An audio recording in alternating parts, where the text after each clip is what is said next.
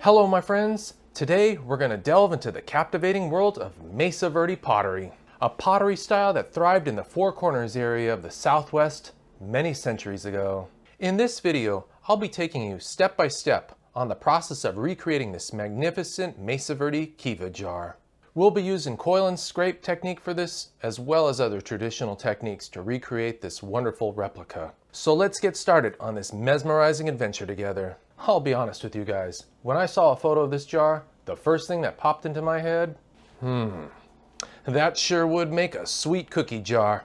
I've got to make that. So as a tribute to my childhood role model, and to fuel both my addictions to pottery and cookies, I'm planning on making this wild Kiva jar. This project's been a long time in the coming. Oh boy, I can finally ditch all these crazy cookie bags and just toss them all into a nice, beautiful cookie jar, just ready to be eaten. So let's go over the tools real quick. I'm not going to be using anything too crazy. Like I said, we're going completely traditional on this project. I've got here a gourd scraper for the coil and scraping technique. Got here a couple of smoothing stones that we're going to be using to kind of smooth out those imperfections. And then I've got some cutting tools right here. Again, that's pretty much all we're going to be using for this project. Nothing too crazy, right? Oh, but I forgot one more thing. Our good old Pookie. This is going to be the backbone of our line of work here. It's going to support the clay in the shape that we want it as we start to build up around that.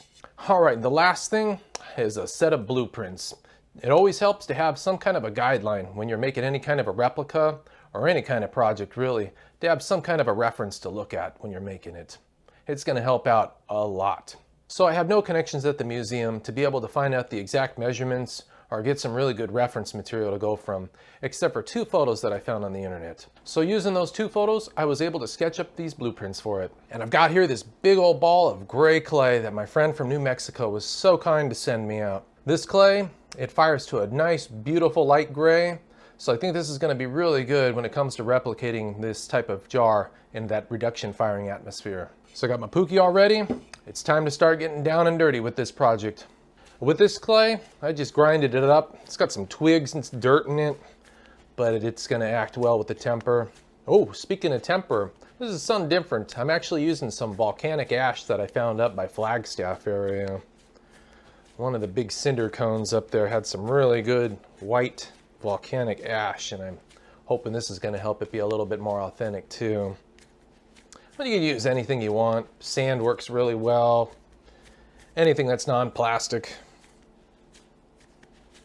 You just make sure it doesn't have any pyrite in it.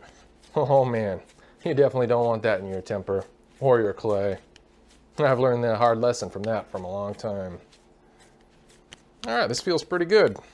Let's press it into our Pookie. I did not get enough clay. It's going to make it a bit of a challenge when it comes time to pressing in that first coil, though. Oh boy. I don't have much room to work with there. But it'll be all right.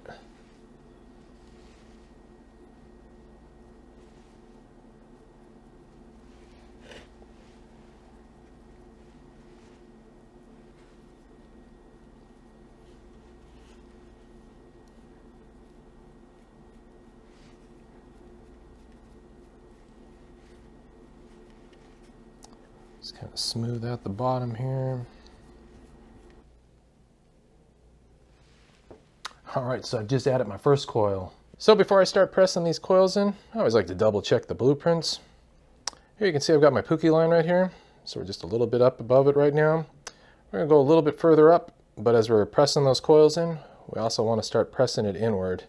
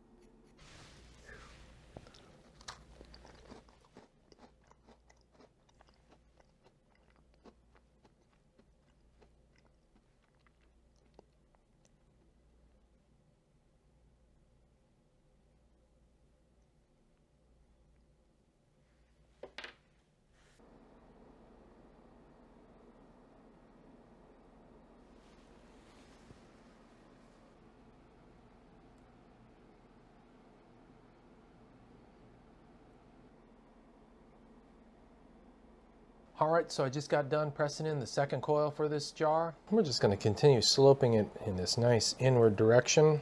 Hopefully this coil will knock us somewhere in this area. So far, I think this is looking pretty good.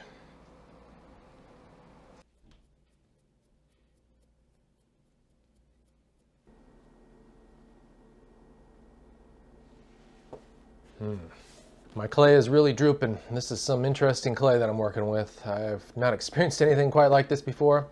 So I'm gonna let it sit, hopefully firm up for maybe about 30 minutes to an hour. I'll come back and see if I can work with it. It's just not quite holding its shape that it needs to.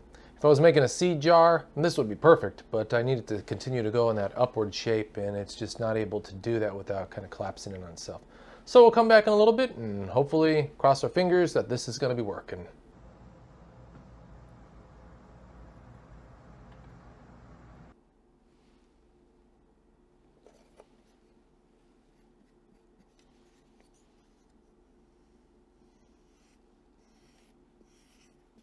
So once this jar dries up a little bit and firms, I think we'll be able to shape it and start finishing up those fine details. And while I'm waiting for that jar to dry up a bit, let's start working on the lid. I've got here this reject pookie that I made that I almost threw out, but I'm glad I didn't because this is going to be perfect. You can see it's not too deep. This is about the right size we need. I'm going to flatten out some clay and we're going to press it right on the top here. That's going to kind of hold its form while it dries. And then I'm going to add a handle to it.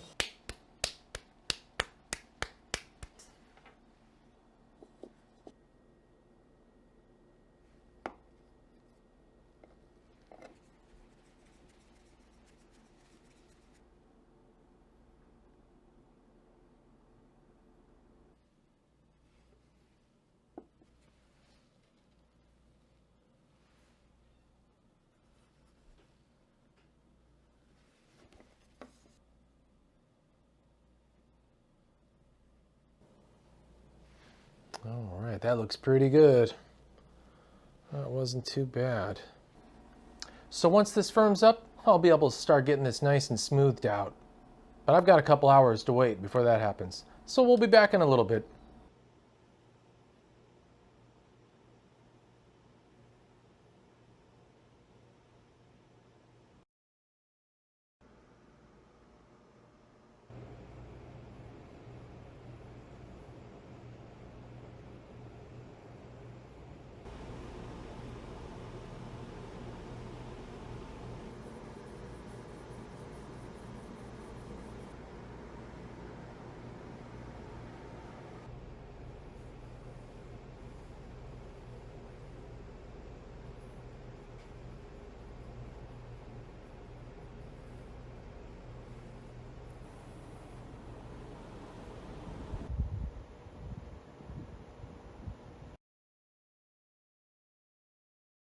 Well, now that it's all dry and completely painted, let's head on outdoors and get this thing fired.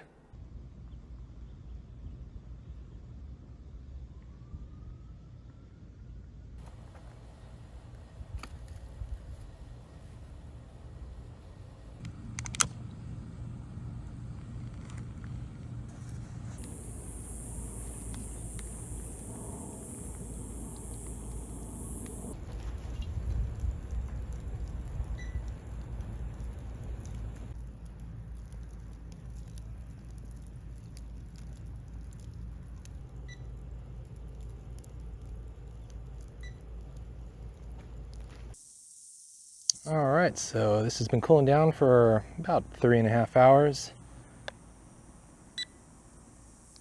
That looks pretty cool. I think we're ready to dig this sucker out. Oh boy, I got my fingers crossed on this one. Oh boy, this is always my favorite part right here.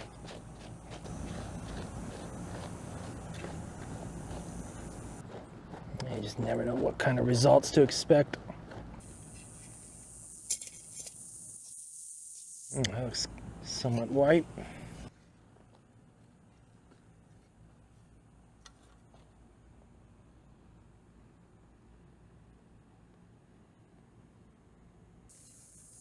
Oh boy, here we go, the big reveal.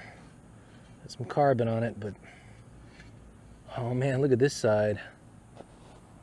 Oh, that's beautiful.